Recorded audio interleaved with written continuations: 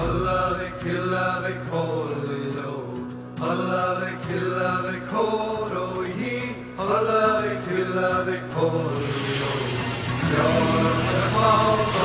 Je détiens la force toute-puissante.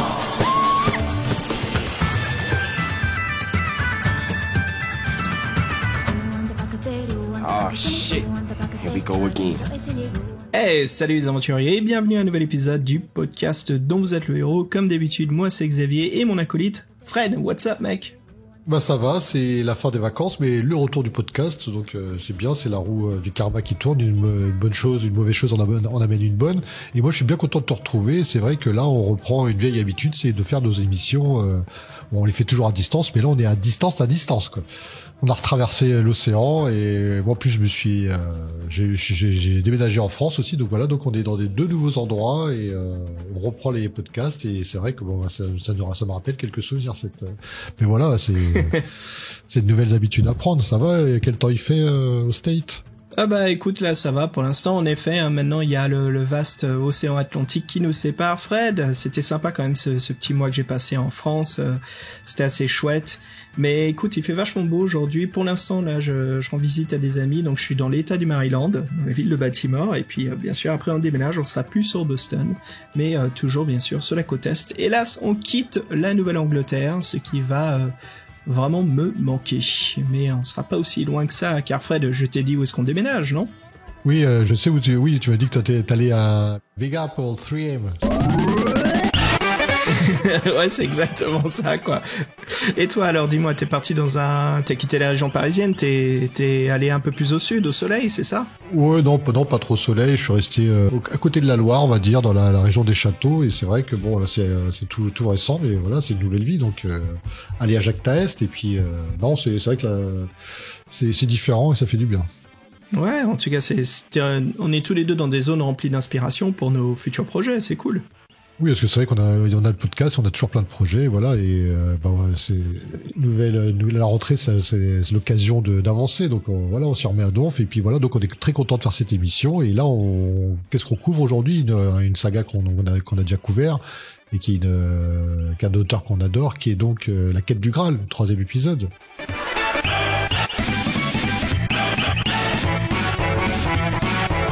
Ouais, exactement, on s'est dit pour la rentrée, pourquoi pas reprendre justement nos devoirs. Nous voici de retour dans l'univers de J.H. Brennan, de La Quête du Graal, cette fameuse saga de 8 livres, et nous allons donc attaquer le 3e volume aujourd'hui. Fred, avant de sauter dedans directement, je te propose de parler un petit peu des news, ce qui se passe, si on sautait un petit peu dans le sujet de notre Patreon rapidos.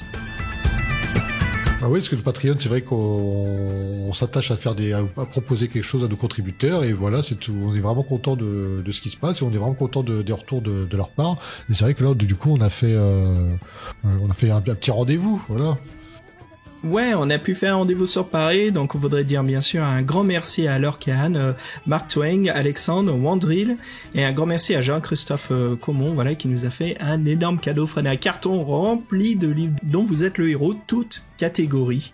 Donc c'est fantastique, c'est vraiment chouette. Donc ce fut vraiment un plaisir de rencontrer nos fans, de discuter avec eux, de prendre un verre. Et puis je voudrais dire merci bien sûr à Alexandre de m'avoir offert un verre, c'était vraiment chouette de sa part. Et puis voilà, donc ça y est, ça a reprise. Mais je pense que bien sûr on refera un petit passage à Paris, Fred. Hein. Il faudra qu'on remette ça dans le futur. Oui, non, c'était vraiment sympa. Moi, j'ai pas pu rester plus longtemps, mais c'est vrai que c'était très très sympa de les croiser, d'échanger avec eux. Toi, t'as pu partager plus de temps, c'était cool. Et non, à refaire, hein, c'est sûr. Nous, c'est comme ça fait quand même pas mal d'années qu'on fait ça. C'est vrai qu'on connaissait pas trop notre public, donc là, voir nos auditeurs, c'est toujours vachement sympa, quoi. Ouais, c'est vraiment sympa. C'est marrant parce qu'on commençait à parler par des livres et après on parlait un petit peu de la différence entre la France et les USA. Forcément, quoi. Et c'est sympa parce que c'est aussi le thème du podcast, quoi. Vu que toi t'es en France et moi aux USA, donc j'ai trouvé ça vraiment, ça faisait comment dire, un beau paquet cadeau, tu vois, la réunion sur Paris. Il y avait vraiment tous les sujets du podcast et puis comme t'as dit, ça nous permet de rencontrer nos fans. C'était vraiment chouette et bien sûr, on remettra ça. Et puis Fred, je voulais parler un petit peu, avant qu'on saute directement dans le livre, parlons un petit peu du Patreon, ce qui s'est passé sur sur notre page. Donc voilà, en fait, on a pu retrouver les Tolkien Quest traduits en français par Círdan de Felrive, et un grand merci à Taraka de nous avoir transmis sa collection.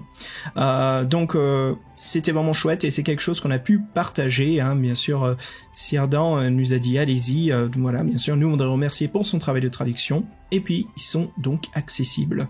Donc on est vraiment heureux de partager cela. Plein mal de choses sont prévues, hein, pour cette deuxième partie de l'année, vous allez voir. Donc voilà, pour ceux qui sont curieux et qui veulent nous aider financièrement à participer à ce podcast, bien sûr ce n'est pas nécessaire, mais si vous voulez en savoir un peu plus, voilà, vous pouvez donc vous rendre sur notre Patreon, donc PDVELH, Patreon, voilà. Fred? Oui, surtout qu'on leur fait, nos contributeurs vont pouvoir un peu décider ce qui les intéresse, et nous, ça peut nous orienter nos podcasts, par exemple. Ça, c'est intéressant. Il y a un sondage qui se prépare. Donc, plus il y a de réponses et plus c'est représentatif. Donc, viendez. Exactement. Comment les contributions vont, si ça vous plaît ou pas. Et puis, bien sûr, il y a pas mal d'autres choses qui sont prévues. Une nouvelle table ronde, plein d'autres sujets, et encore, bien sûr, des votes pour choisir les prochains livres que nous allons couvrir. Bref, ça ne s'arrête plus. On est toujours parti et on s'éclate là-dessus. Écoute, Fred, je te propose de quitter ce petit monde de notre Patreon et bien sûr de rentrer dans celui du Pendragon, dans l'univers du Pendragon, avec J.H. Brennan via sa saga de Pipe et la quête du Graal. T'es prêt? C'est parti? Oui, quête du Graal 3, les portes de l'au-delà.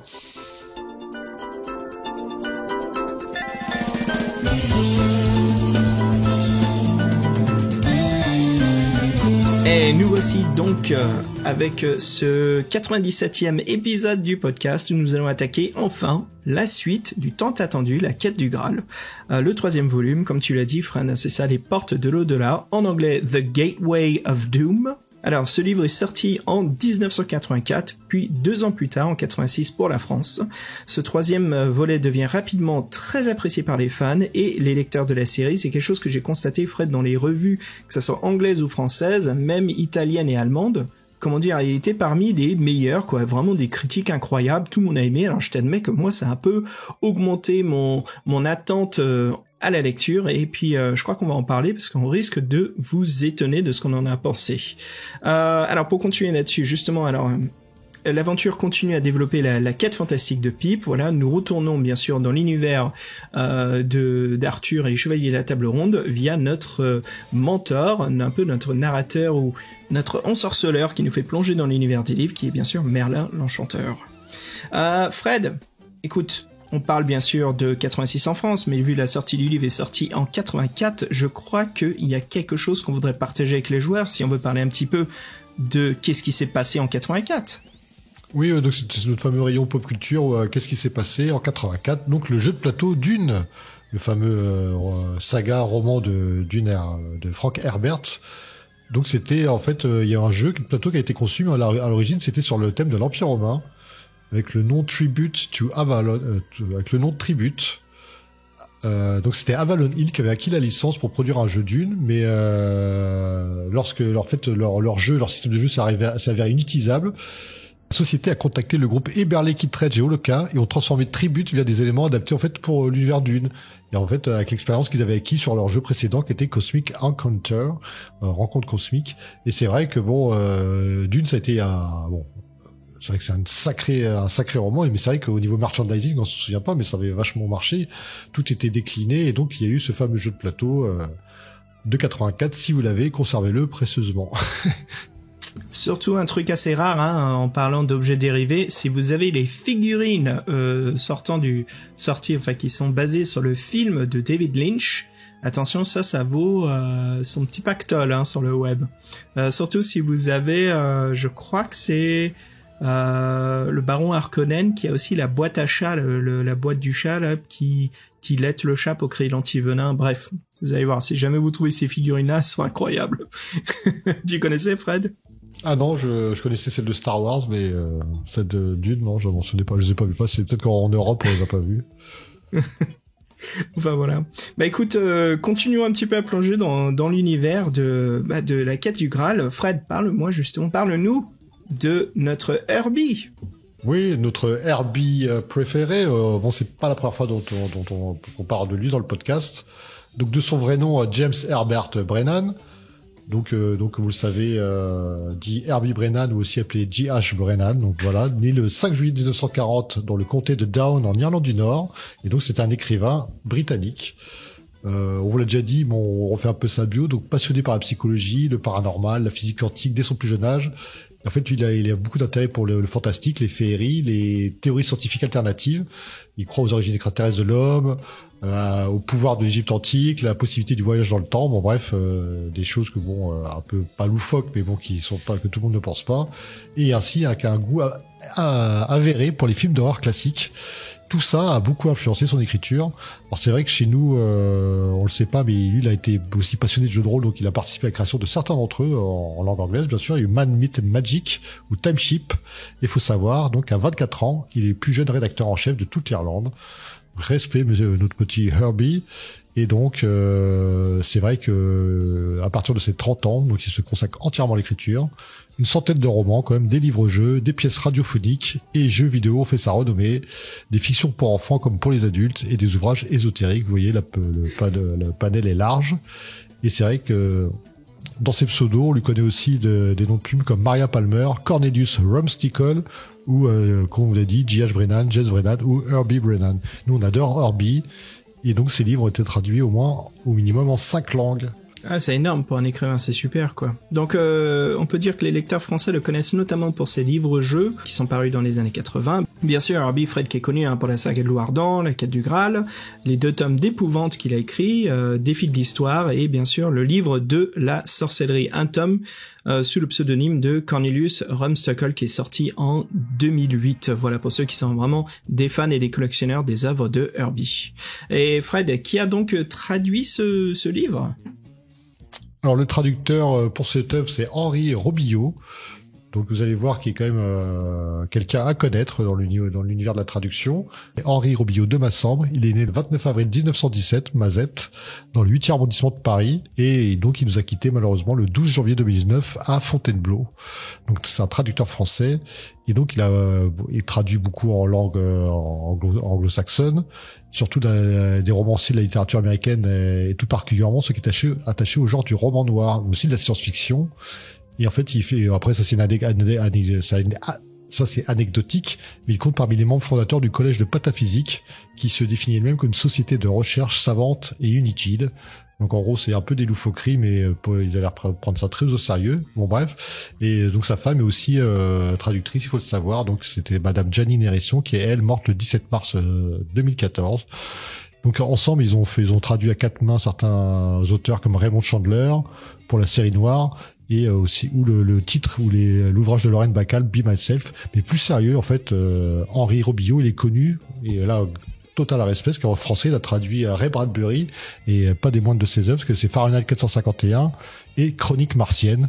Donc merci monsieur Robillot, parce que moi Chronique martienne je l'ai lu en français chez De Noël, et ça m'a marqué de la poésie en science-fiction, j'avais jamais vu ça, et ce livre-là il est vraiment formidable, il nous fait vraiment voyager. En plus on voit vraiment que c'est le refus de l'imagination face à l'avancée de la science, qu'en fait c'est quand ils ont envoyé leur fusée sur la Lune, mais en fait ils ont démythifié la Lune, ils en ont fait un caillou vide, alors qu'en fait on pouvait l'imaginer, on imaginait qu'il y avait des sociétés, des villes sur la Lune, qu'il y avait les gens avaient une imagination folle, et c'est vrai qu'en fin de compte la fusée sur la Lune a fait pour l'imagination a fait plus de mal que de bien.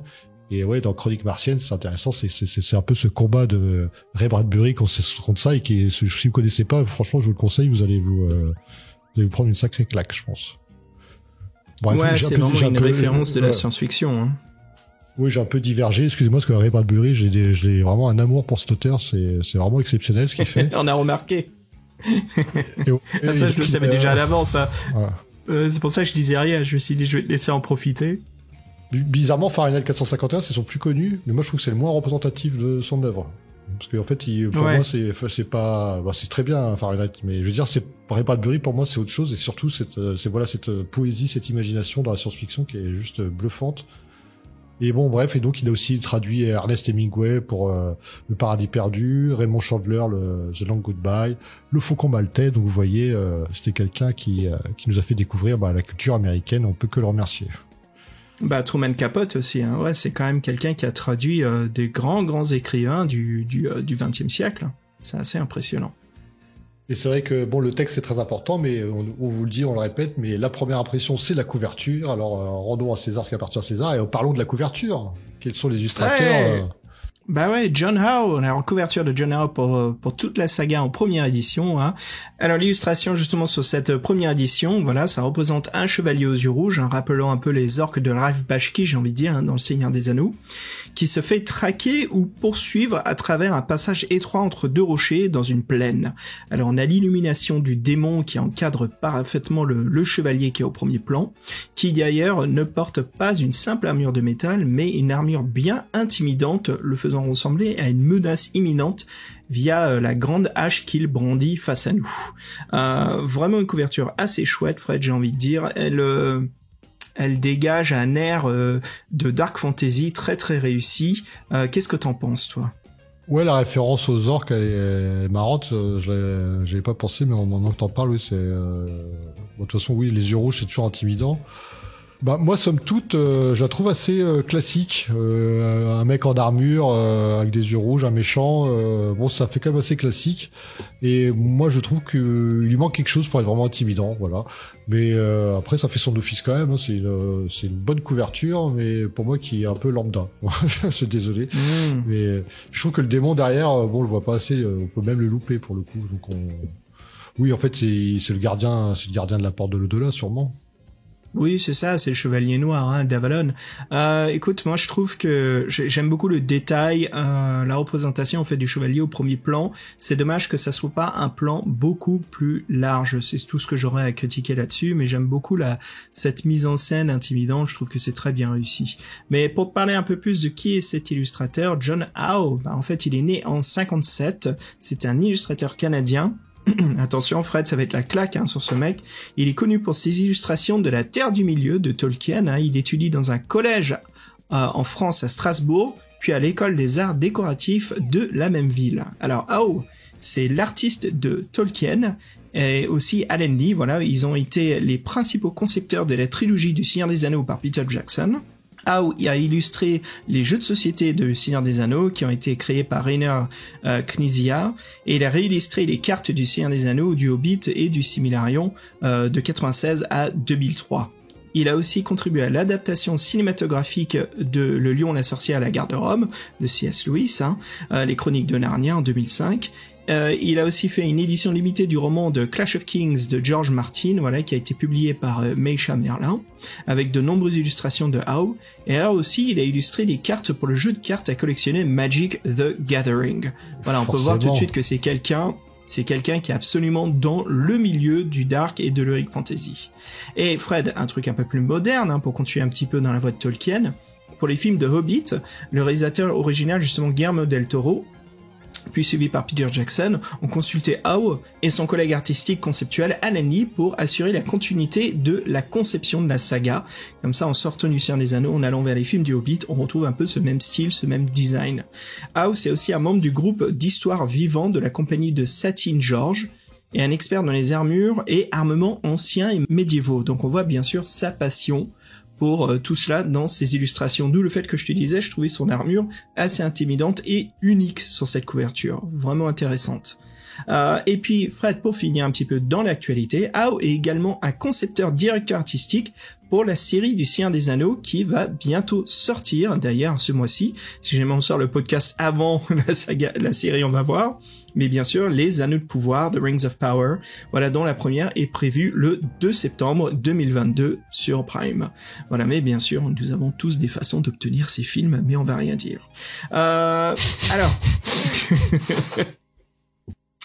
Et puis bien sûr, parlons de la nouvelle édition, Didier Nguyen, notre fameux Didier, voilà, qu'on apprécie bien sur ses couvertures des 5e éditions, que l'on retrouve ici avec une couverture bien intimidante, mais un plan un peu plus large. Qu'est-ce qu'on voit ? On voit le chevalier, justement le chevalier d'Avalon, qui dégaine ses armes et qui se prépare à nous confronter ou à garder la porte de l'au-delà. Et voilà. Et ce que j'aime beaucoup de cette illustration, Fred Nguyen, c'est les couleurs, l'utilisation du vert néon, ce côté très spectral, ectoplasme, quelque chose d'irréel mais malveillant, la façon dont il est décrit. Donc couverture très très vraiment top, je trouve, qui d'ailleurs me rappelle un peu l'époque de Chaos, les comics Image et Chaos, bien sûr, tout ce qui était Wildcats. Bref, il y a ce côté très années fin 90, un peu l'évolution du côté Jim Lee que je retrouve dans Didier Nguyen. Mais bon, voilà, en parlant de l'extérieur, mais si on parle de l'intérieur, Fred, qui est notre, enfin, bien sûr, nul autre que qui pour les illustrations intérieures du livre? John Higgins, qu'on connaît aussi un peu sur le podcast. T'avais fait une longue diatribe sur lui, je m'en souviens dans les épisodes précédents. Donc faut savoir, donc Johnny Higgins, il est né en 1949. C'est un dessinateur et écrivain de bande dessinée du Royaume-Uni. Il a beaucoup travaillé sur 2000 AD et il a beaucoup travaillé aussi avec Alan Moore, le fameux. Il a travaillé beaucoup. Je sais pas dire. Tu vas y arriver ou quoi là? Oui. Merde. Notamment en tant que coloriste sur The Watchmen, que tout le monde connaît maintenant, mais aussi Batman The Killing Joke, et un travail qu'il avait obtenu en coloriant l'art de Steve Dillon sur la série ABC Warriors, justement, de Alan Moore aussi. Donc tout se croise. Et c'est vrai que donc il a travaillé sur le marché américain, mais il a continué aussi à travailler pour des titres britanniques, et notamment pour Judge Dredd pendant 20 ans. Donc voilà. Donc si vous voulez en savoir plus sur John Higgins, on vous renvoie au premier quête du Graal. Je pense que c'est là qu'on en a le plus parlé. Mais c'est vrai que John Higgins, on aime bien les dessinateurs qui reviennent, qui font une série entière, ça fait une continuité. Et on est très content que ce soit John Higgins parce qu'il fait du travail de qualité. C'est vrai que moi je scotchais un peu sur les cabochons tout à l'heure. J'ai trouvé vraiment sympa. Ah bah tu sais, s'il a travaillé pour 2000 AD et surtout avec Alan Moore, on peut dire que c'est un coloriste illustrateur de haut niveau, hein. C'est quelqu'un de très expérimenté avec un très bon talent. Quand je regarde un peu les artistes qui ont travaillé sur cette saga, mais surtout là, comme on parle bien sûr de John Howe, John Higgins et puis Didier Nguyen, on a un peu pas mal de types d'illustrations différentes, mais qui se marinent parfaitement pour ce troisième volume de la quête du Graal. Oui, c'est vrai qu'ils ont un peu fait leurs armes sur cette série qui est culte, faut bien le dire. Hein. Et nous, ça nous fait bien plaisir de pouvoir de parler d'eux à leur début avant qu'ils s'envolent de leurs propres ailes et qu'ils deviennent mondialement connus. Et tu vois, tout commence avec le livre-jeu. Donc, faut le savoir. Et il y a rien de... c'est un marché de niche, mais tout le monde y a goûté un jour ou l'autre. Voilà, c'est comme ça. Ouais. Bah écoute Fred, avant de continuer et justement de parler un petit peu du synopsis et de plonger dans ce troisième quête du Graal, les portes de l'au-delà, je propose un morceau de musique, une petite pause musicale. Qu'en dis-tu ? Bah oui, c'est après l'intro, c'est la pause. Qu'est-ce que tu nous as déniché aujourd'hui, mon cher Xav ? Bah écoute, je crois que j'ai le morceau qui évoque parfaitement, je dirais pas l'ambiance, mais plutôt le gameplay de ce livre, à savoir que ce troisième volume, c'est un énorme dungeon crawler. J'ai l'impression de jouer un jeu tour par tour combat, un RPG turn-based, comme on dit, comme du Final Fantasy, du Darkest Dungeon ou autre. Donc je te propose un morceau qui vient d'un jeu turn-based, donc qui s'appelle Dicey Dungeons, par l'artiste Chipzel. Et le titre s'intitule Beginner's Luck, la chance du débutant. Allez, c'est un peu de chiptune, et puis Fred, je te retrouve après. À tout de suite, ouais, bonne écoute.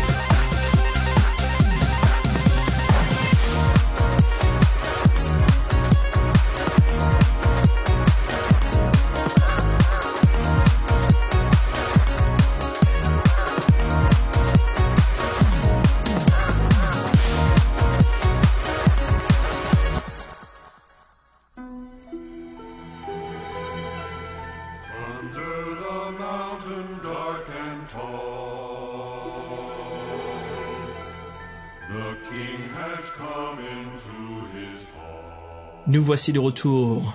Le royaume d'Avalon vit des heures sombres. En effet, les portes du sinistre royaume des morts se sont ouvertes, livrant passage à d'épouvantables monstres et autres fléaux encore plus effroyables.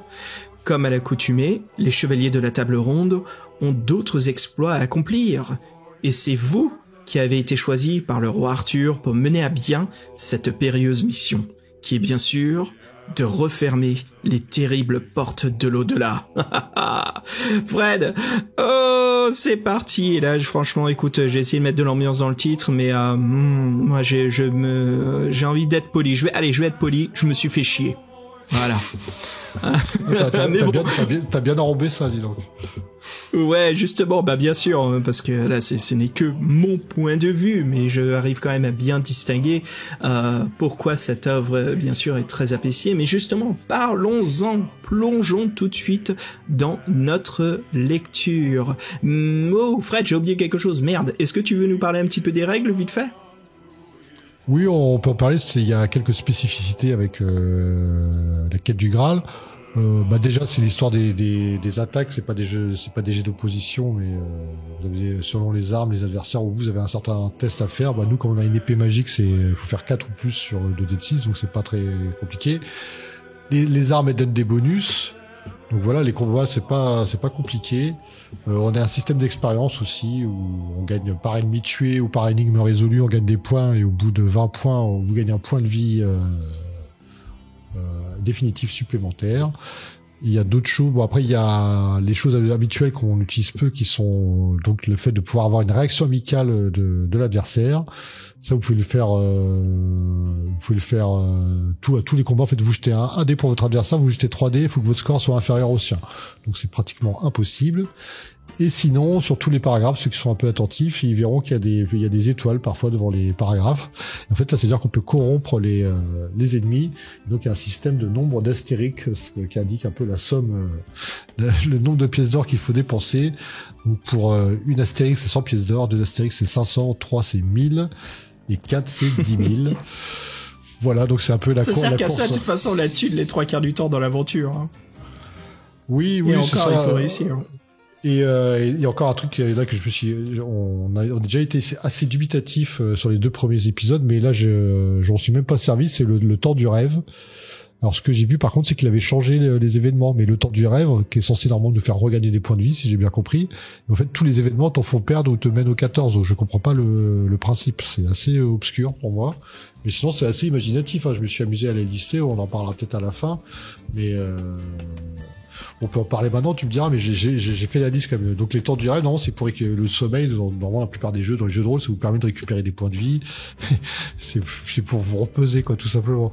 Et là, en fait, on rentre dans un monde complètement dangereux, encore plus dangereux que le monde réel, presque. En fait, on n'a même pas notre équipement, on n'a même pas notre arme qui est quand même une épée magique, donc ça sert toujours. Hein. Donc là, j'ai fait la liste donc des événements qui peuvent nous arriver, et donc j'ai bien regardé, dans très peu, on peut regagner des points de vie. Ça nous mène au 14, au paragraphe fatidique. Donc pêle-mêle, il y a un navire qui tombe du bord du monde. Il y a un lac à traverser, on doit appeler le passeur, mais on est attaqué par un gredin, et si on le tue pas en 3 tours, on meurt, parce que le passeur s'en va. On se bat, tout bourré, on se bat contre un géant. Dans un donjon, on trouve un coffret de cristal explosif, et là, si on ne foire pas notre test, on peut regagner des points de vie, sinon on meurt. Il y en a une qui est marrant, Nosferax, il a une rage de croc, et tellement il est tellement vénère qu'il nous mord de dépit. Donc Nosferax, c'est notre ami vampire, notre ami poète des aventures précédentes. Il y en a qui est intéressant, et il y a un sortilège de bastognon qu'on invoque, et en fait, ou bien il se bat contre nous, mais si on se monte test, c'est possible de nous accompagner dans le monde physique et se battre une fois pour nous. Ça, j'ai trouvé ça sympa. Mais bon, comme ils ont des caractéristiques assez hautes, on a beaucoup de chances plutôt de se faire tuer. Sinon, on tombe dans un bol de tapioca, il y a un aileron de requin un requin qui nous attaque. Bon, pas forcément, mais le test est défavorable. Il y a un pirate qui a jeté notre jambe gauche dans un puits. Dans ça un village, arrive, c'est ça. Ouais, oui, ça arrive. Dans un village, on est brûlé comme un sorcier, on doit se défaire de nos liens, sinon on brûle. Une qui est marrante aussi, Merlin, on a perdu un combat, Merlin et Myope nous décrète mort, en fait on doit s'échapper de notre cercueil sous la terre. Putain, mais je te jure, des fois, mais c'est des galères pas C'est possibles. que des quoi. galères. Et le dernier, le plus soft, on est dans un brouillard funeste et si on fait notre test, on se rend au 14. Donc en fait, on peut Je croyais mourir. que t'allais dire qu'on se retrouvait dans on se retrouve dans un brouillard, on se retrouve dans l'autre saga, là, comment ça s'appelle, les portes de... tu sais, oh non, parce que je confonds tout, je confonds avec la saga épouvante, que je confonds avec la saga des portes oubliées ou des mondes oubliés, bref, m'écoute pas, c'est rien ça. Je suis désolé encore une fois d'être un peu négatif là, mais qu'est-ce que j'étais heureux d'avoir pu finir ce livre, et enfin de plus continuer à lire, quoi, qu'est-ce que ça m'a... Oh, bref, je vais en parler. En plus, j'ai pensé à toi, parce qu'il y a un labyrinthe qui est obligatoire. Hey, j'ai que ça à foutre. Bon, bah alors, écoute... allons-y. Ouais, allons-y, c'est parfait. Allez, plongeons, venez avec nous les aventuriers, les aventurières. Plongeons tout de suite dans le royaume de la quête du Graal.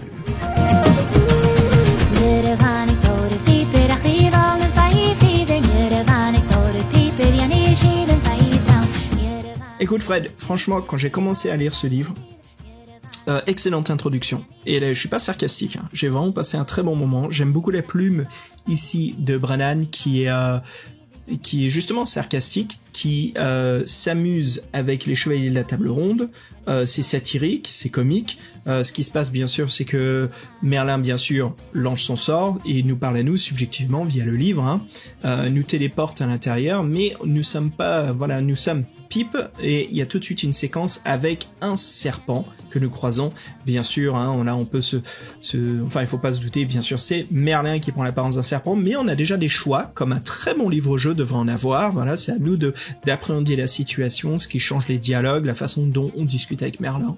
J'ai trouvé ça chouette comme intro, et puis tout de suite après, on regarde à travers, je crois que c'est une boule de cristal, Fred, où on voit justement les chevaliers de la table ronde qui sont en train de s'engueuler, ce qui est assez drôle, et on voit, bien sûr, Brennan connaît bien le lore Pendragon, il connaît très bien qui sont les chevaliers, qui est le fils de qui est quoi, de quel pays, de quelle nationalité.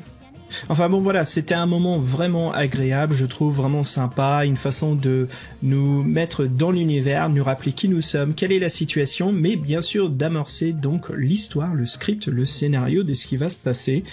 Et puis à partir de ce moment-là, c'est le toboggan qui descend tout de suite dans la bouse, la vase, la merde. Enfin bref, c'était terrible par la suite.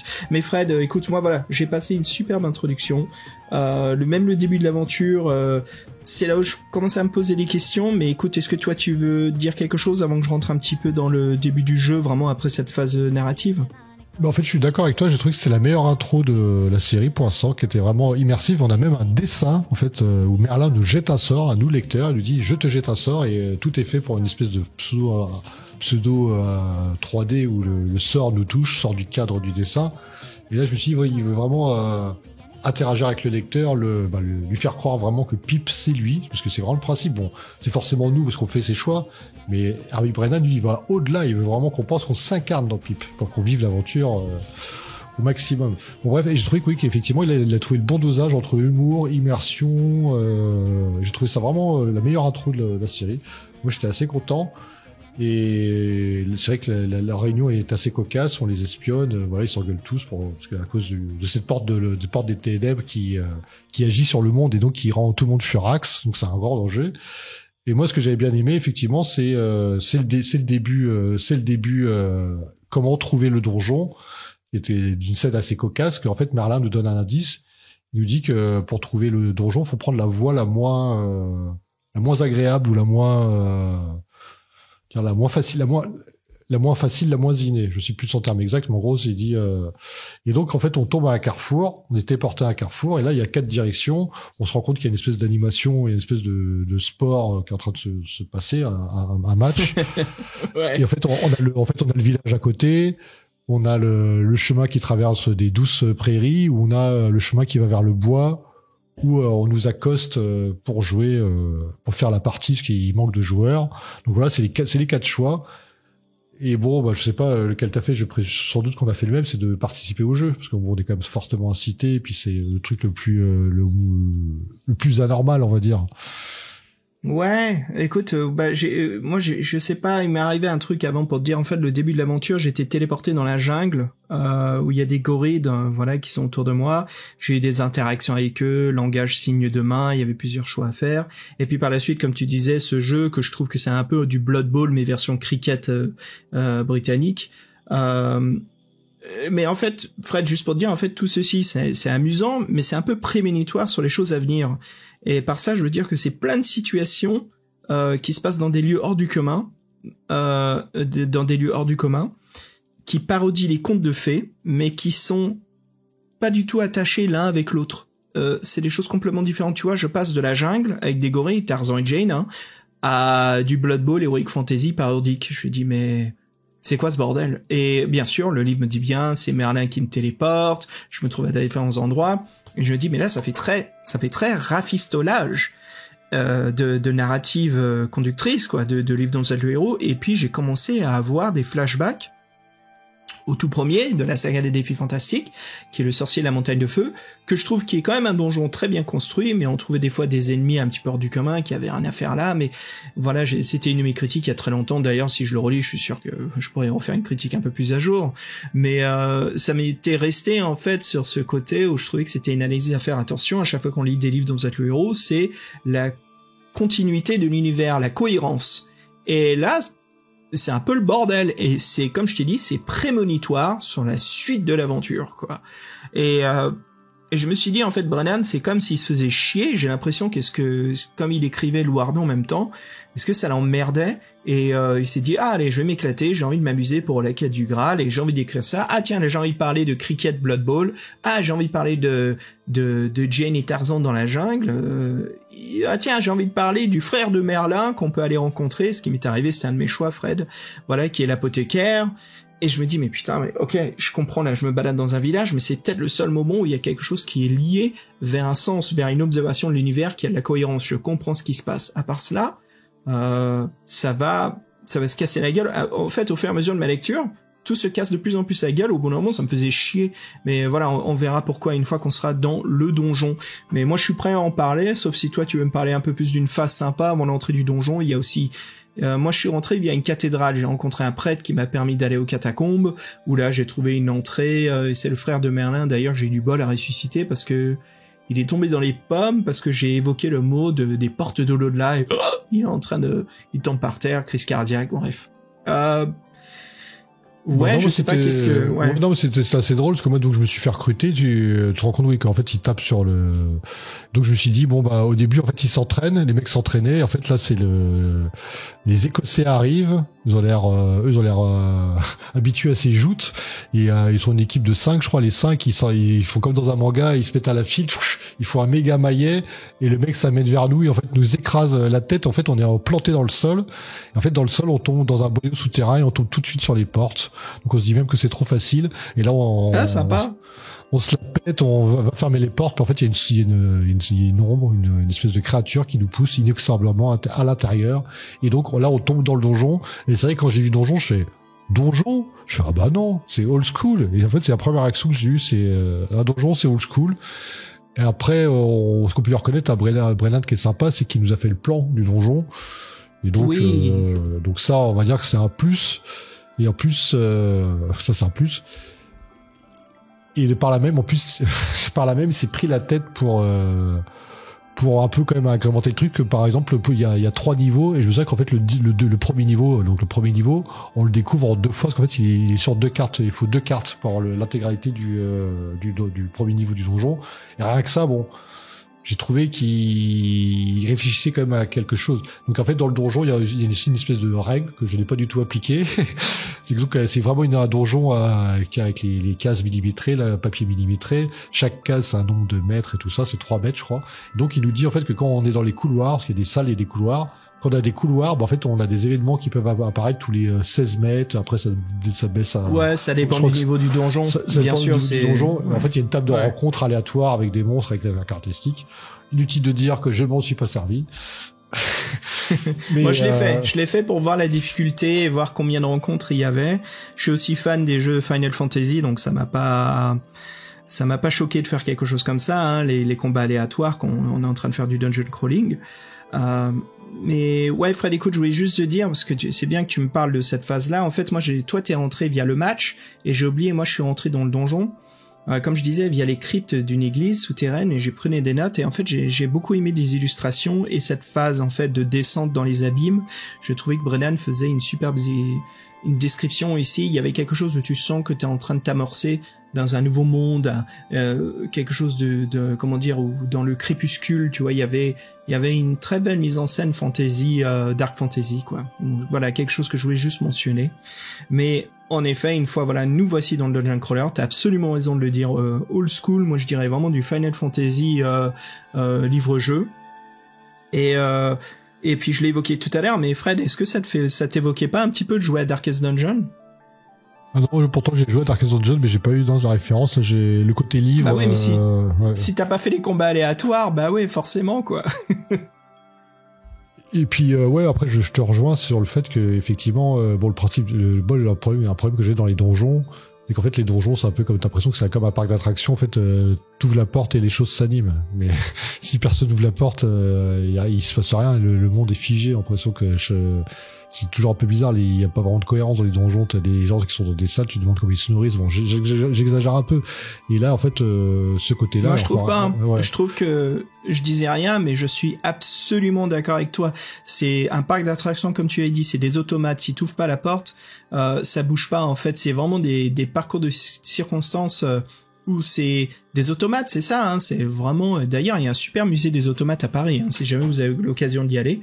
Mais c'est ça, quoi, tu rebobines, ça s'allume, et t'as l'impression qu'ils sont que là pour t'accueillir, en attendant toi, pipe, mais ils ont pas de vie. Contrairement, comme je disais plus tard, je vais reprendre cet exemple, hein, du sorcier de la montagne de feu. Il y a des toilettes, des baraques, il y a des lieux où les orques s'entraînent, où ils font leur défilé, il y a des ponts parce qu'ils traversent une rivière vers l'autre côté, il y a de la vie, tu sens en fait que ils vivent là, que c'est leur univers, leur monde. Ici, non mais c'est du délire, quoi. J'ai l'impression que dès que j'ouvre une porte, c'est la foire aux monstres, c'est du délire. Et et ça m'a vraiment déçu, et ça me sort de... Moi, ça m'a complètement sorti de l'univers, et j'étais pas fan du tout parce que je sens qu'il y a aucune construction narrative. Ça veut dire que je suis en train de me lancer dans cet univers, que je suis en train de construire Pipe, mais vers un but ou une histoire qui n'a ni queue ni tête, quoi. Bon, en fait, il le dit lui-même que ce lieu est complètement loufoque. L'auteur, à un moment, il y a pas vraiment de règles d'architecture, il y a pas de logique. À un moment, en fait, on a les plans, bon, on peut faire un peu on peut faire un peu par niveau, mais c'est vrai qu'au premier niveau, donc en fait, le principe, c'est de trouver le clé de Royaume des Morts. Donc en fait, la façon de la trouver, c'est de se combattre contre une vieille dame avec un rouleau à pâtisserie, par exemple. Ouais, une poêle à frire dans la version anglaise, c'est marrant, ça. Ouais. Le traducteur qui change un petit peu les choses. D'ailleurs, Fred, vite fait, pardon, excuse-moi de te couper, mais est-ce que tu as remarqué que Brennan utilise énormément de références contemporaines? Au lieu de nous décrire les personnages, il nous dit, tu sais, musclé, la peau huileuse, on voit qu'il s'est battu. Non, rien de ça, il nous dit juste, le mec, il est baraque comme Arnold Schwarzenegger. Et voilà, il continue. Non, ça, je n'ai pas fait. Peut-être que ça a été filtré par la version française. J'ai pas fait attention à ça. Ouais, effectivement, donc moi je dis bon, c'est un donjon. Bon, allez, sympa. Il a fait le plan avec le numéro des paragraphes. Bon, bah on va se balader là-dedans en essayant de suivre une espèce de logique. Et donc là, on fait la première partie. Donc on se rend compte qu'en fin de compte, le donjon, il y a une partie qui était un peu vide. Donc en fait, cette partie-là, on a le plan. Donc on voit la totalité du donjon avec la deuxième carte. Et ouais, donc en fait, le principe, c'est de descendre vers le royaume des morts maintenant qu'on a les clés. Et moi, je me suis un peu noté les salles, ce qui s'était passé. Et c'est vrai que j'ai noté celle qui m'avait un peu retenu mon attention. Si on parle du premier niveau, donc faut récupérer les clés auprès d'une vieille dame avec un rouleau à pâtisserie ou une poêle à frire. Et là aussi son pendant masculin, je sais pas si vous rencontrez, c'est celui qui a une serre. Et là j'ai bien aimé parce que pour une fois il y avait une description, l'auteur prenait son temps dans une salle. Et j'ai trouvé ça assez sympa. Bon, c'était assez court en fin de compte, mais je trouvais que ça faisait une respiration. Et là pour une fois ça sentait la vie et pas le mec qui s'anime dès qu'on arrive, quoi.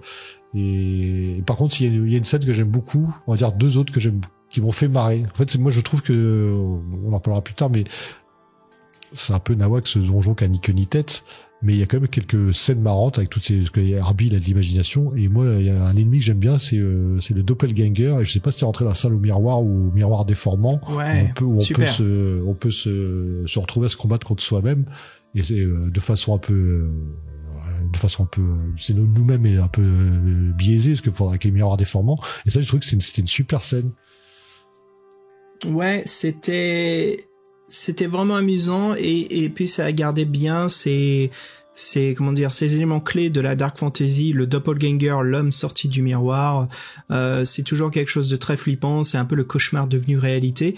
Et ici, d'avoir une illustration avec ce passage, ou même de devoir se battre contre soi-même, même avec une Excalibur Junior qui est toute, tordue, qui est bien sûr à cause des reflets du miroir. Disons que c'était vraiment une scène que j'ai appréciée aussi. Il y avait très peu, mais ce petit montant de séquences qui ont accroché, auxquelles je peux me souvenir là, sans prise de notes, ça marque. Et c'est là encore une fois on retrouve le bonheur en fait de lire du J.H. Brennan. Mais sinon, moi il y a eu des séquences, j'ai noté, Fred, je me faisais chier quoi. Il y a une salle où il y a un requin quoi, c'est juste il y a de l'eau, il y a un requin, mais il y en a une autre complètement loufoque où là je me dis Brennan, là t'as raison d'être complètement loufoque.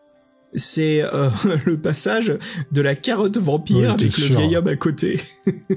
Ça fait penser à celle du Monty Python avec le lapin vampire, parce que ça fait le principe. Une carotte, ça peut pas être vampire. En fait, c'est marrant parce que là, on est vraiment là, les deux mentent, ils disent, moi, je suis innocente, mais c'est une carotte vampire. Je suis innocent, je suis une carotte vampire. Et en fait, le mieux, c'est de rien faire, tout simplement, quoi. En fait, c'est tout le contraire. C'est ce fameux truc qu'on trouve dans les livres-jeux, d'ailleurs que toi et moi, on adore en parler, hein, parce que c'est le moment de révélation, que j'ai envie de nommer, Fred, je continue ou pas? Bien sûr, il faut continuer. Ces fameux moments où il faut insister contre l'écrivain, que ça soit n'importe qui, hein, des livres-jeux, hein, des fameux écrivains qu'on adore lire en podcast, mais c'est ce moment où on nous dit bien, est-ce que tu veux faire ça? Toi, tu dis oui, tu tournes à cette page, et puis on te dit, non mais est-ce que t'es sûr que tu veux faire ça? Et c'est là où on se dit, je crois que l'écrivain est en train de me dire que je vais mourir, mais il faut insister. Et bien sûr, qu'est-ce que j'ai fait, moi, Fred? Moi, j'ai voulu, bien sûr, sauver la carotte vampire qui dit, mais non, je suis pas une carotte vampire, je suis une princesse, que je me dis, bien sûr, bon, c'est clair et net que ce ne l'est pas, mais je trouvais le passage très amusant à développer. J'insiste. Et là, bien sûr, c'est une carotte vampire, mais j'avais un fameux sortilège qui, justement, l'a pris en tant que esclave ou personnage non joueur. Et en fait, il y a un système dans ce jeu de PNJ. Oui, c'est ton pet. C'est ton pet, voilà. Et en fait, il y a plusieurs pets que tu peux avoir dans ce jeu, mais tristement, les pets, ils ne servent que au combat. Ils ont ils apportent rien à la narration. Ils peuvent pas discuter avec vous, ni avec des ennemis que vous rencontrez, si vous les avez ou pas. J'ai aussi eu un djinn qui est sorti qui était le gardien d'une salle. Bref, je me souviens plus, mais voilà, j'ai réussi à en faire un pote, et c'est des djinns, voilà, qui peuvent attaquer des ennemis avec moi. Ouais, il y a des petits moments qui étaient chouettes, mais sinon, les trois quarts, c'est vraiment, c'est la maison d'horreur quand t'es gamin, c'est super flippant, mais quand il retourne adulte, tu sais, quoi, le vieux squelette en carton qui sort du placard avec le microphone qui arrive même plus à faire bouh. Je sais pas, moi, je dis, ouais, bon, je suis rempli de nostalgie, mais voilà, quoi, ça fait pitié, quoi, c'est un peu tout pourri, ton squelette en carton. Et c'est un peu l'effet que j'ai eu en voyageant à travers ce donjon, que d'ailleurs, je trouve encore une fois un écrivain qui essaie de faire du dungeon crawler dans les livres-jeux. Ici aussi, il y a des bonnes idées. Il y a des bonnes idées, avec les maîtres du destin aussi, qui avaient de bonnes idées, mais une exécution horrible. Pour l'anglais, je trouve que l'exécution est un peu mieux, ce qui spoil ici, ce qui est vraiment, ce qui abîme l'œuvre. Je trouve que c'est la rencontre d'ennemis aléatoires. Je trouve qu'il devrait avoir une autre façon de réaliser cela, où on calcule moins sur du papier graphe, une façon plus innée, en fait, qui serait à trouver. Mais au moins ici, il y a quelque chose de vraiment intéressant. Je trouve que le dungeon crawling marche. C'est intéressant. Ça abîme par contre l'exécution d'un livre-jeu. Je trouve ça vraiment dommage. Je sais pas ce que t'en penses, toi, mais je trouve que le livre-jeu, il devient plus une feuille de référence que vraiment un livre-jeu qu'on peut voir dans Loardan, par exemple, prenons Brennan. Oui, mais de toute façon, là, t'es scotché au plan, en fait. Hein. T'es scotché au plan du donjon et tu fais ton choix. Dis-moi, tiens, mais tu vois, il y en a qui arrivent à faire le mi-chemin. Par exemple, notre petit préféré de Dragon d'Or, l'œil du dragon, c'est ça? Ouais, le dernier était bien. Hein. Ouais, et il y avait une carte. Tu te souviens, on pouvait utiliser la carte pour se balader en ville. C'était une excellente pièce de référence, mais ce n'était pas la pièce pour se référencer constamment. Fred, il y avait aussi une autre carte. C'était dans quel livre? C'était dans la Tour de la Destruction, là où il y avait un super bar, mais on pouvait rien foutre. C'est ça? Ça servait à rien. Oui. En parlant d'utilisation de cartes. Mais écoute, moi, je trouve que pour dire aux auditeurs, c'est différent. On rentre plus dans un sorte de pseudo mutation entre le jeu de plateau, le jeu de rôle solo et le livre-jeu, et je trouve que ça a du mal à exécuter chacun. C'est un peu indécis. Et bon, Fred, continuons bien sûr à parler de l'aventure. Moi, j'ai plus trop de choses à dire parce que finalement, ça joue très très vite. C'est qu'un pas de circonstances. Mais ce qu'il y a aussi, Fred, c'est que bien sûr, on va donc défier le Chevalier d'Avalon. En gros, c'est juste comme on disait à l'époque, du farming, qu'on peut dire aussi du grinding. C'est exactement ce qu'on est en train de faire de ce jeu. On est en train d'améliorer son XP, en train de trouver des armes, des objets, des PNJ. On est en train de créer un pipe super balèze pour confronter ce chevalier noir qui, bien sûr, garde la porte qui est ouverte. Oui, alors c'est vrai après on peut parler un peu de certaines particularités de certains niveaux. Donc là on était au niveau 1, au niveau 2, donc là on était heureux parce que ça commence par un labyrinthe. Moi je suis prêt à en finir, t'as remarqué, je suis prêt à en finir. Oui, Désolé. Mais oui, bien sûr, continuons, dis-moi alors, niveau 2 ou niveau 3, t'as envie de discuter? Non, niveau 2, on commence par un labyrinthe. On est obligé de tomber dessus. En fait, il n'y a même pas indiqué sur le plan. Il dit, contrairement à ce qu'il y a dans le plan, vous êtes dans une pièce où il y a 3 entrées. Et en fait, ce paragraphe-là, vous pouvez le faire 5. Moi, j'ai fait 1, 2, 3, 4, 5, 6. J'ai fait 6 fois d'affilée, toujours au ouest. Donc, pendant 6 fois d'affilée, vous avez le même paragraphe pratiquement. Vous avez 3 entrées. Une qui va au nord, une qui va à l'ouest, une qui va à l'est.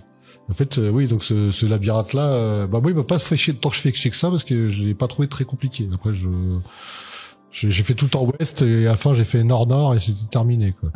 Ouais, donc, non, c'était pas super compliqué, ça va. Contrairement à pas mal d'autres labyrinthes qu'on peut rencontrer. Il y avait un truc sympa ici, c'était les fameuses lunettes qui fait apparaître le festin des fantômes, la fête des fantômes. Tu l'as trouvé ça? Ah non, ça j'ai pas vu dans ce labyrinthe. Pourtant je l'ai fait je me suis amusé à le faire dans les deux sens. J'ai fait une deuxième fois pour voir si j'ai pas loupé des salles justement, en faisant tout le temps plutôt. Ouais, je crois que c'est le 3e étage là, mais on trouve des Ray-Bans en gros, vu l'illustration en plus, ça fait vraiment Ray-Bans de Johnny Higgins. On les met sur nous et puis voilà, ça nous permet en fait de voir des fantômes dans une salle parce que ça permet de les voir se former devant nous, hein. Bien sûr, il y a des combats.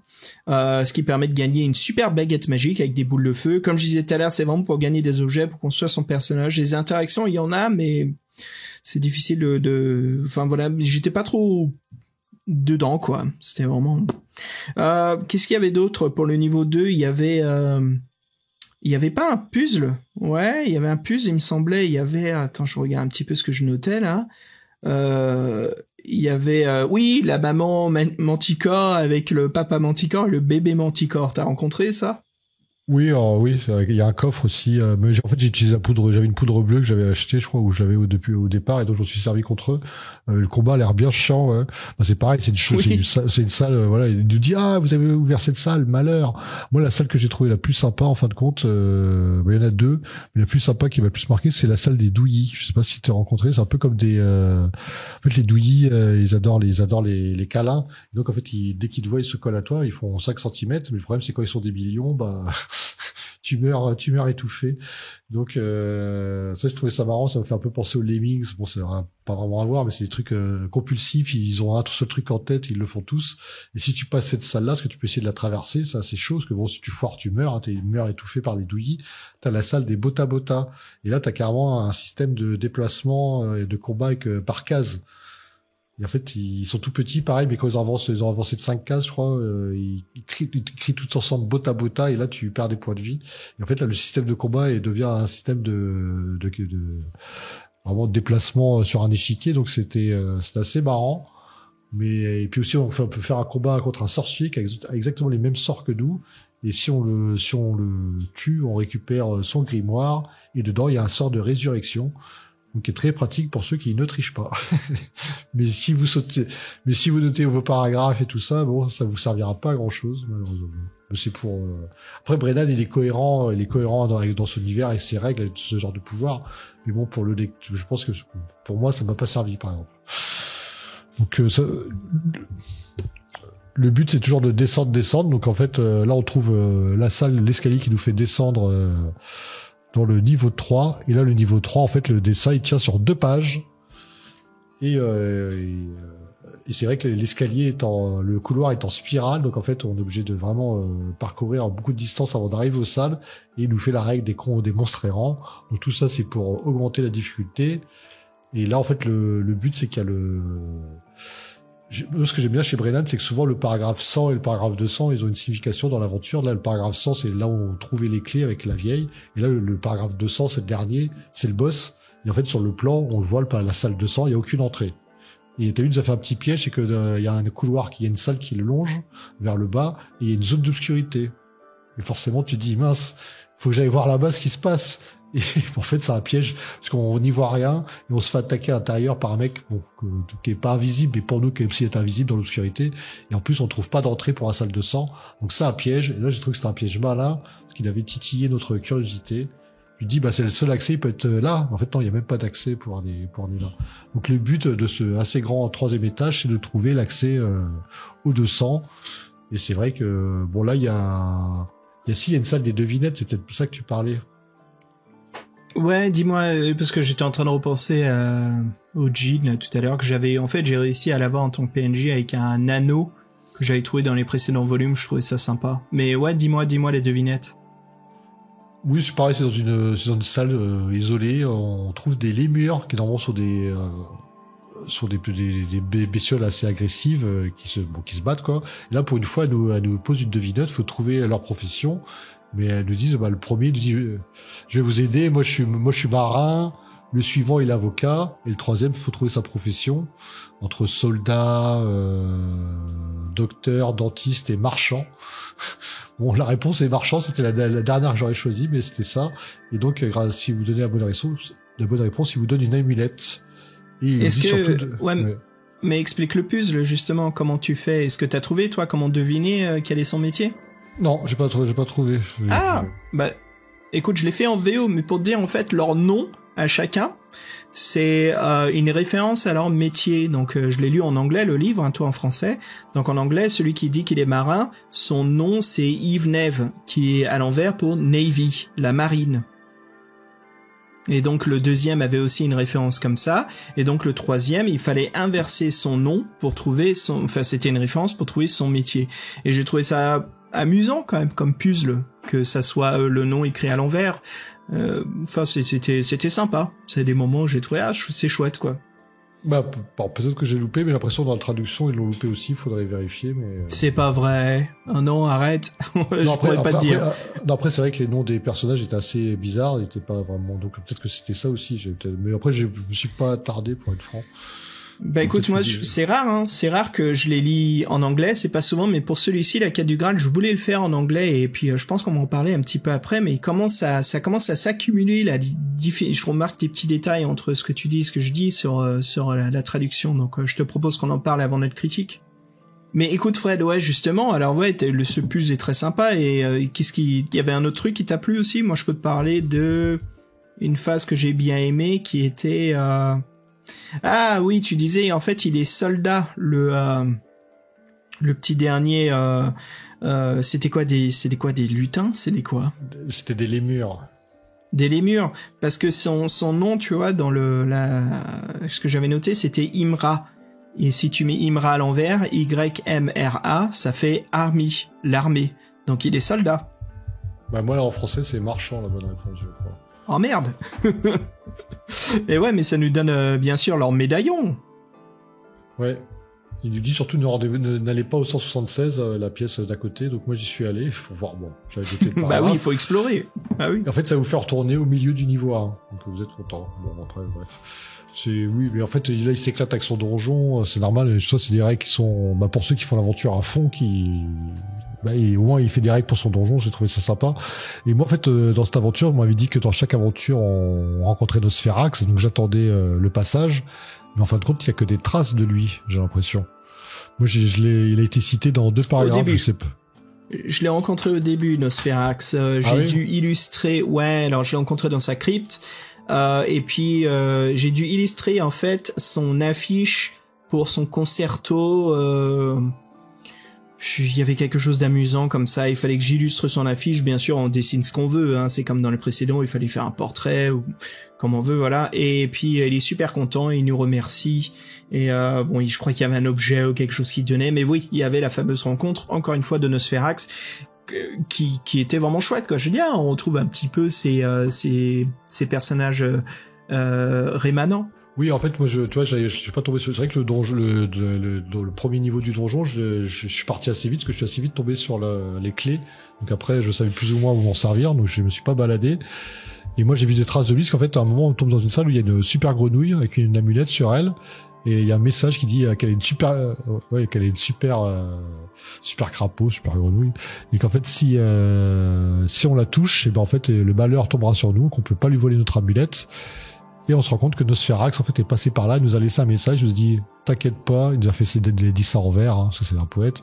En gros, ne t'inquiète pas, c'est une représentation en bois inoffensif, tu peux prendre l'amulette, donc on peut décider de le croire ou pas. Moi, j'ai décidé de le croire, effectivement, on récupère une amulette de téléportation. Donc là, c'est pareil, en fait, ça est utilisé dans le donjon, ça nous permet de téléporter dans toutes les salles qu'on a déjà visitées pendant notre aventure. Donc ça permet de revenir en arrière en fait. Donc c'est pareil, donc si vous notez vos paragraphes, ça ne vous sert à rien. Et moi par contre une salle qui m'a fait que j'ai bien aimé, parce que j'adore les nains, et en plus qui m'a permis d'aller à la fin, c'est la salle de la salle de la patrouille des nains. Ouais, vas-y, c'était sympa ça, où on peut les rencontrer. D'ailleurs, ils sont un petit peu dangereux ces nains, hein, et ça rigole pas avec eux. Ah oui, donc ils sont 7 nains bien martiaux, bien le pas cadencé. En fait, ils tournent un peu rond dans une salle. En fait, le marrant, parce que sur le plan, la salle est un peu dessinée, on voit qu'il y a une espèce de chemin. Et donc on rentre dans cette salle et là, ils sont au loin, ils se rapprochent vers nous au pas. Et donc en fait, ils expliquent qu'eux font partie de la garde du Chevalier Noir. Et qu'en fait, il aura collé une colle et que tant qu'ils l'auront pas résolu, ils pourront pas retourner à ses côtés. Et donc, ils nous expliquent leurs problèmes.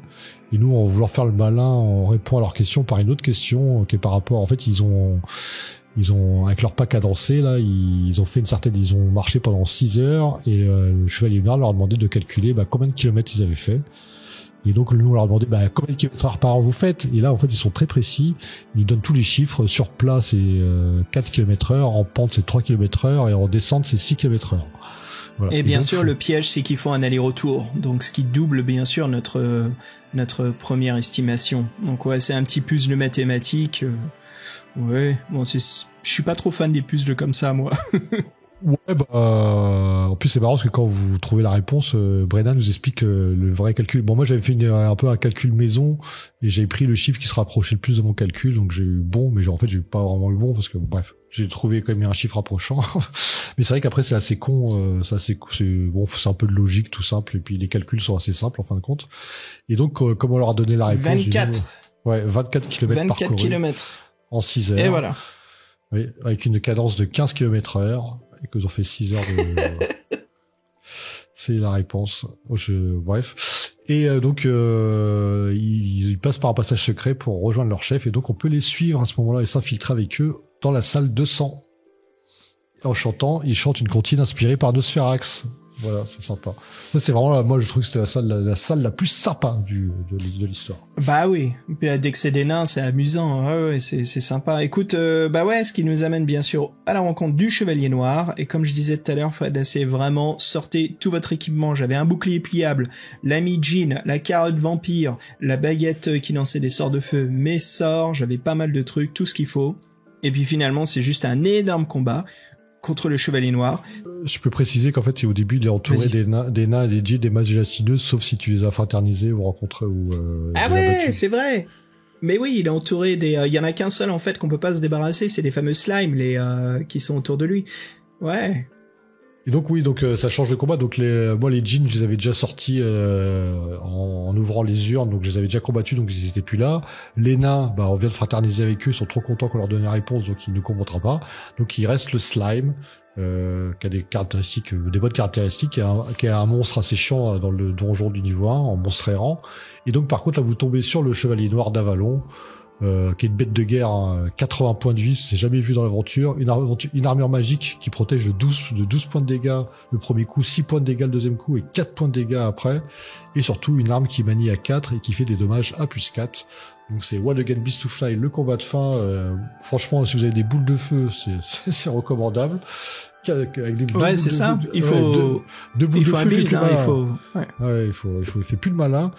Et donc l'histoire se termine de façon assez courte. Donc voilà, on dit on recherche nos troupes vers Camelot. Et la fin, en fait, c'est une discussion entre les chevaliers de la table ronde. Donc elle reprend un peu la même. L'intro, c'était la réunion du lundi. Là, c'est la réunion du vendredi. Les deux se passent très mal. Et là, en fait, avant de se barrer en week-end, parce que c'est des gros feignants, mais ils décident quand même de nous anoblir, parce qu'ils se sont rendus compte qu'ils n'étaient pas engueulés depuis plus d'une heure. Et donc, c'est-à-dire que les portes de l'au-delà sont refermées. Et donc, le petit Pip va devenir Seigneur Pip et Chevalier de la Table Ronde, sûrement pour le prochain épisode. Et enfin, entamer la quête du Graal, je présume. Ah oui, voilà, exactement, c'est la fin. Donc, en effet, c'est assez prometteur pour le prochain volume. Et puis, bien sûr, je reste toujours esprit ouvert, hein, parce que le deuxième volume de la quête du Graal était vraiment super. Bah là, écoute, c'est un peu comme la bourse. Aujourd'hui, ça s'est cassé la gueule avec ce troisième opus. Disons que là, c'est vraiment pour l'instant pas du tout mon préféré. Mais voilà, j'ai quand même hâte de voir ce quatrième volume. Et Fred, rentrons tout de suite dans notre critique.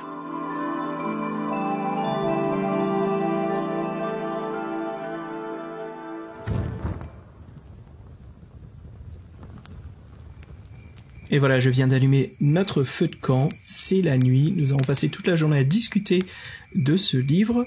Bah écoute Fred, je te propose justement comme on en parlait hors antenne, en effet j'ai pas mal de choses sur le cœur sur ce livre, donc comment dire, faire un gros sommaire de déjà comme je disais les petits détails, sans queue ni tête, blablabla, j'ai déjà parlé de tout ça. Il y a une chose que j'ai touché un petit peu, et c'est peut-être dans la version originale, hein, donc les mots bien sûr de Brennan. Il aime beaucoup utiliser les références modernes pour décrire voilà des monstres, des lieux ou des gens, des objets, en utilisant des références contemporains à notre époque. Bien sûr, au début, j'étais un peu perdu. Je me dis mais non, on est Pip. Qu'est-ce qu'il en sait, Pip? Mais c'est nous qui sommes Pip, forcément. On est un gamin des années 80. Donc je comprends tout de suite ces références, mais il y en a beaucoup trop. Et je trouve que ça abîme la création du monde. Tu vois, ça abîme la narration, la plume de l'écrivain. Parce que j'ai donné un exemple plus tôt, mais si je dis qu'il y a une maison hantée, je dis il y a une maison hantée qui ressemble à celle de ça ou de la famille Adams. Et puis je passe à autre chose. En fait, j'ai pas pris mon temps en tant qu'écrivain de te décrire, de moi-même de te faire ressentir comment cette maison hantée est. Et je trouve que c'est dommage parce que Brennan a une excellente plume et le fait qu'il utilise constamment des références, je trouve que ça abîme son écriture. Ça nous permet justement de pas plonger dans sa façon absorbante qu'il a quoi de son vocabulaire, de ses mots. Mais voilà, que dire de plus? Franchement, la quête du Graal 3, c'est une aventure avec une intro bien amusante, mais qui devient rapidement un dungeon crawler, comme on en a parlé. Je trouve que le dungeon crawler il est pas sans âme, mais l'âme est vraiment minuscule. C'est un donjon rempli d'êtres qui semblent y vivre juste pour s'opposer à Pip et non à des êtres qui vivent dans cet endroit et c'est leur domaine, c'est leur vie en fait. C'est pas comme si on rentrait dans un lieu qui a du vécu. Voilà, c'est plat, c'est creux, ça manque absolument d'âme. La plupart de l'aventure, justement, encore une fois, c'est répétitif. Je me suis ennuyé plusieurs fois de suite, frère. J'ai dû arrêter le livre pour aller soit fumer, boire un verre, faire quelque chose, parce que j'avais besoin d'une activité lucrative tellement que je me faisais chier. Et je me suis dit, merde, c'est vraiment dommage, parce que je sors du deuxième volume où je me suis bien amusé, et là je me dis, mais c'est pas possible, j'attendais tellement de ce volume, et ça a pas livré, quoi, en tout cas sur mes attentes. Comme je disais encore une fois, l'écriture de Brennan vraiment forte, mais rapidement ennuyeuse. Les lieux sont sans atmosphère, qu'on explore les salles et tout. Les monstres sont des êtres qui sont pauvrement décrits. La seule chose que je trouve que Brennan réussit parfaitement dans ce livre, c'est l'humour. C'est un peu son côté très joyeux de nous mettre ces mises en scène que là j'aime beaucoup, surtout quand il décrit Chevalier de la Table Ronde, ou certaines situations comme la carte vampire, le djinn, les nains. Là on retrouve son humour qui est très amusant, et puis Brennan nous parle subjectivement à nous, le lecteur, donc il s'amuse avec nous. C'est très actif comme conversation, c'est assez chouette. Mais écoute, que dire de plus, c'est vrai qu'on s'amuse toujours à donner des notes, mais là écoute, j'ai envie de faire quelque chose de sérieux pour noter les livres-jeux. Un truc tout simple, un système de 5 points, de 1 à 5, sachant que 1 c'est le plus mauvais ou 5 c'est le meilleur. Donc 1 c'est une œuvre terrible, 2 c'est une œuvre ennuyeuse, donc c'est mieux que terrible, hein. 3 c'est une œuvre ni chaud ni froid, c'est ouais ok, c'était sympa quoi, ça remplit mes heures de métro. 4 mais c'était vraiment amusant, c'était chouette. Et 5 bien sûr une œuvre excellente, je me suis éclaté. J'ai voulu créer ce système, Fred, pour que le 1 et le 5 ce soit pas des numéros qu'on n'utilise jamais. On peut bien sûr utiliser les numéros 5. Après, je sais que ça a son défaut, où on peut dire Ernest Hemingway, J.H. Brennan peuvent se retrouver tous les deux avec des livres qui sont notés 5. Mais voilà, c'est pour pas être trop compliqué non plus. On est là pour s'amuser. Moi, écoute, je suis désolé, mais cette œuvre, je lui donne un 2. Ennuyeux. Je me suis fait chier plusieurs fois de suite, malgré que de temps en temps, Brennan, il lançait sa canne à pêche, il me retrouvait, je mordais à l'hameçon, il me dit « Hey, éclate-toi Xavier, tiens, regarde ce que je t'ai lancé comme appât. » Et moi je lui dis « Mais merci Brennan, j'avais besoin d'appât parce que je m'ennuie ici au fond de l'océan. » Et voilà quoi. Mais ouais, en général c'est ça. Je crois que j'ai essayé de bien le faire comprendre et le faire ressentir aux auditeurs à travers cet épisode. Me suis quand même bien amusé, mais je me suis plus amusé à faire le podcast avec toi, Fred, que de lire le livre. Absolument. Bah ouais, moi je sais pas, moi je fais peut-être pas aussi dur que toi. Moi ce que j'ai vu la première fois, comme j'ai dit tout à l'heure, c'est tiens un donjon, ça va être old school. Le papier millimétré, à chaque fois quand il rentre dans une salle, en fait, il nous donne les dimensions. Hein. Les dimensions des salles sont très importantes. Bon, c'est un peu chiant quand ça arrive tout le temps au début de paragraphe. Vous êtes dans une salle de 12 mètres sur 12 mètres. Vous êtes dans une salle de 144 mètres carrés. Vous êtes dans une salle de... Bon, là, sur le plan, on sait que il pourrait dire la salle est grande et... Bon, bref. Moi, le donjon, je trouve vraiment que, bon, en 2022, là, ça passe plus trop. Franchement, c'est un peu rébarbatif. C'était mon sentiment. Hein. J'ai dit moi le donjon, je suis pas très fan. Je préfère les systèmes ouverts où on a plus de choix, qu'il y ait des fins alternatives, qu'il n'y ait pas qu'un seul chemin. Donc là le donjon, je me suis dit moi je m'y mets. Et après je me suis dit quand même Brennan, il a bien fait les choses. Il s'est pas foutu de son lecteur. Il a inventé des règles que moi à l'instant T je trouve un peu lourdes et que j'ai pas envie de suivre parce qu'on est en 2020 et que l'aventure, j'avais envie de m'amuser. Mais je pense qu'à l'époque, oui, pour les lecteurs, les jeunes lecteurs, en fait, toutes ces contraintes, la corruption, les monstres errants, là, il donne de l'or, son système de points d'expérience, son système de créatures amicales, ses systèmes de téléportation, ses systèmes de retour en arrière, voilà, ça faisait quand même vivre son aventure. Ça faisait des contraintes. Le 3e niveau où le couloir est fait exprès pour être super long, pour qu'on rencontre des monstres errants, ou que la moitié des salles sont des pièges. Je me suis dit et puis son donjon est quand même bien fait sous différents niveaux. On n'est pas obligé d'aller partout. Le principe c'est toujours d'aller en plus bas et puis à la fin de fermer les portes. Donc je me suis dit il a quand même bien fait des choses. Mais pour moi là à l'instant T, j'ai trouvé ça vraiment trop ancien, trop daté, trop vu, trop revu. Et en fait pas forcément bien exécuté dans la critique qu'on faisait. En fait ce donjon-là il est figé. C'est un parc d'attractions et vous ouvrez la porte et il se passe quelque chose. Mais à aucun moment le vieillard de la serre ne va avoir une interaction avec la vieille au rouleau à pâtisserie ou le gnome du trésor avec les nains de l'étage en dessous. Ils sont tous séparés. Il y a pas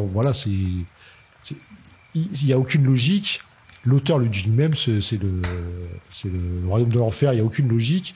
Mais moi, en fait, du coup, à la fin, c'est cet humour, cette loufoquerie, cette imagination, parce que bon, c'est un peu, c'est des scènes qu'on voit pas, en fait. Je dis que le donjon est assez classique, c'est classique parce que c'est un donjon. Mais après, les ennemis et les événements qu'on rencontre sont sortis de la tête de Herbie. Les ennemis ont des noms incompréhensibles. C'est le bestiaire de Herbie. Et ça reste quand même, je veux dire, très imaginatif. Et moi, je trouve ce qui sauve l'histoire, ce qui sauve cette aventure, qui n'était pas forcément le cas dans les précédentes, bah, c'est l'humour.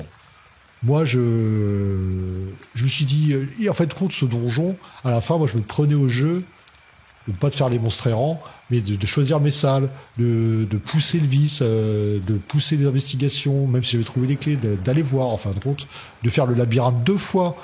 Et en fin de compte, moi, je me suis amusé et je reconnais beaucoup d'imagination à Herbie, et donc des situations dépaysantes, mais à aucun moment j'aurais voulu faire l'aventure avec toutes les contraintes des règles imposées par l'auteur initial. Et là, je pense que ça m'aurait gonflé.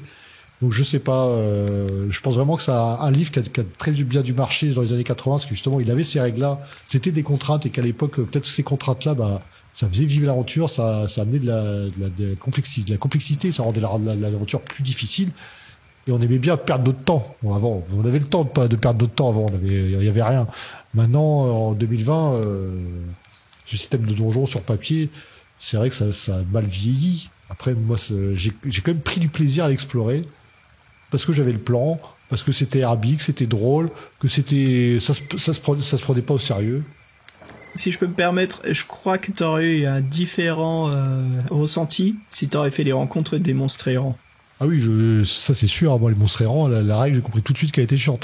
Donc j'ai décidé de pas. C'est peut-être pour ça que je suis un peu plus. C'est peut-être pour ça que je suis un peu plus difficile. Un petit coucou à Simon sur ce truc-là. Je pense que lui aussi, il fera pas la règle des monstres errants sur 4 du Graal 3. Hey, salut Simon. Ouais, salut Simon. Ouais, et puis non, puis c'est vrai qu'il y a pas tant de combats que ça dans cette aventure. On tombe sur des araignées. Bon, après, il faut un peu les chercher. C'est ça en fait, c'est que tes combats, ils sont aléatoires. Donc forcément, heureusement qu'il y en a pas autant dans les salles, malgré qu'il y en a pas mal quand même. Mais moi, j'ai trouvé ça. Il y a beaucoup de bassons. J'ai trouvé ça, donc en fait, que ça n'avait aucune logique. J'ai trouvé que c'était un peu daté. J'ai trouvé que c'était, par contre, que c'était assez amusant, que c'était assez imaginatif.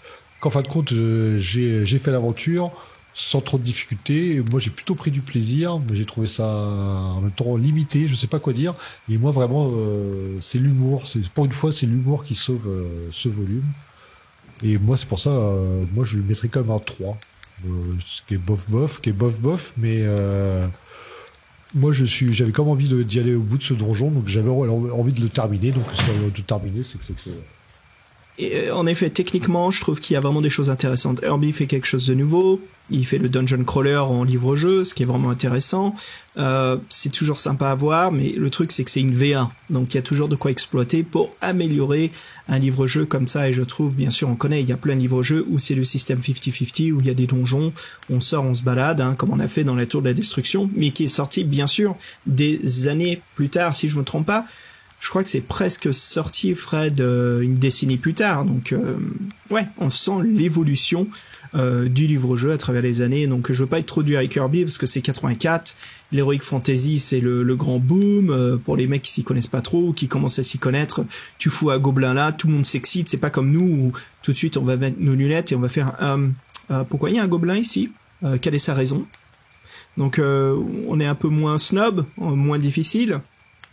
Mais ouais, techniquement, il y a plein de bonnes choses. L'écriture d'Herbie, toujours au rendez-vous. Si j'ai trouvé un peu plus faible ici sur sa façon de décrire, de nous absorber dans l'univers, le monde. Mais non, je change pas ma note. 2, c'est vraiment malgré qu'il y a en effet il y a des bons points. Mais trop peu de fois, je me suis amusé. Trop peu à l'intro et l'outro. C'est sûr et certain, je me suis éclaté avec les cheveux et la table ronde et je me suis dit mais merde, Fred, tu te rends compte si on devait choisir des chevaliers de la table ronde à nous accompagner dans cette aventure, et en pendant des rencontres dans les salles, les appréhensions, les conversations sont complètement différentes, dépendant si on a Galahad, Lancelot, Arthur avec nous, ça serait super amusant. Enfin voilà, je rêve, mais je balance une idée comme ça, quoi. Ça aurait vraiment ajouté du charme et une œuvre qui est aussi rejouable, parce que je sais pas pour toi, mais moi j'ai pas envie de rejouer à l'œuvre, j'ai pas envie de le relire. Une fois, ça m'a suffi. Oui, c'est sûr, t'as pas spécialement envie de le refaire. Non, moi je le recommande pas en tout cas pour les débutants. Les gens qui connaissent pas le livre-jeu, Non, ouais, Éloignez-vous de la quête du Graal 3. Voilà, je sais qu'il existe en plus en réimpression récemment. Désolé, c'est pas pour limiter les ventes, mais c'est plus, je vous conseille plutôt le premier ou surtout le deuxième volume. Mais voilà, bien sûr, il faut continuer la saga. Si vous vous lancez, il faut bien sûr passer par là. Et qui sait, peut-être que vous, ça vous plaira. Enfin, Fred, je crois qu'on arrive à la fin là. Le brasier est en train de s'éteindre de notre feu de camp. Et puis, écoute, j'ai passé un très bon moment. Ce fut vraiment un plaisir de se retrouver, mec. Ça faisait bien trop longtemps. Bah c'est vrai que c'est la rentrée, plaisir de te retrouver, plaisir de retrouver les auditeurs. L'émission continue et j'ai entendu 97, c'est ça 97. Alors on est déjà au 97. Après 8 ans de bons et loyaux services, on va enfin y arriver au 100e. C'est cool. Ouais, et puis vous allez voir, on a vraiment un événement vraiment amusant pour ce 100e épisode qu'on voudrait dédier à vous comme on l'a fait pour le 50e et on voudrait bien sûr reproduire cela. Mais encore plus intimement, vous allez voir, ça va vraiment être une grande séance de plaisir. Ça va, c'est pas trop sexuel tout ce que je dis là? Non, ça va. C'est sympa.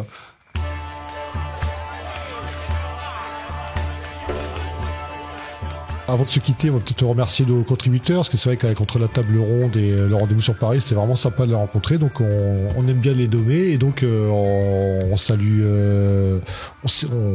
Etienne, qui est sûrement dû revenir de son voyage, et connu sous le nom de Damol. Ouais, avec par la suite Simon, l'assaut Space Marine au Heavy Vulmo... Merde, j'arrive pas à t'imiter. C'est dur à dire, ah oui, t'as vu? Oui, je vais essayer. Alors Simon, l'assaut Space Marine au Vulcan et Heavy Flamer. Ouais, on a aussi Ems le Joukiner. Jack Browns. Prisme X. Jean-Christophe Comon, qui vient toujours nous rendre visite avec des cartons remplis de petits cadeaux. Lorcan, le grand maître parano global qui nous a donné rendez-vous sur Paris. C'était bien sympa de te voir, Lorcan. Ouais, vraiment sympa. Dorn JV. Sébastien Bélézy. Le fou savant, le docteur Io. Guillaume Gaiden Vendée. Wow, il a gagné un grade là, c'est ouf ça. Salut, c'est la rentrée. C'est les bons points.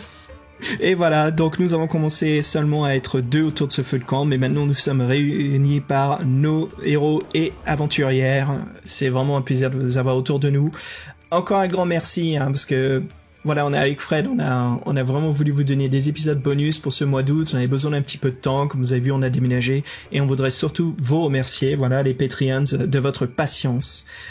Donc merci encore, et puis voilà, plein de bonnes choses qui vous attendent. Si ça vous intéresse, voilà, de venir nous aider, n'hésitez pas à nous rejoindre sur Patreon. Nous avons 2 différents tiers de financement, voilà. Donc bien sûr, comme on l'a dit, c'était patreon.com/pdvelh.